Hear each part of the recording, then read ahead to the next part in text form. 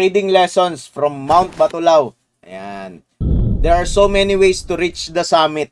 There are two trails. Yung old trail at yung new trail. Pwede ka rin syempre kung ikaw local, yung iba nagtatabas. Sa trading, ganun din tayo. So marami pong paraan para maging profitable trader tayo.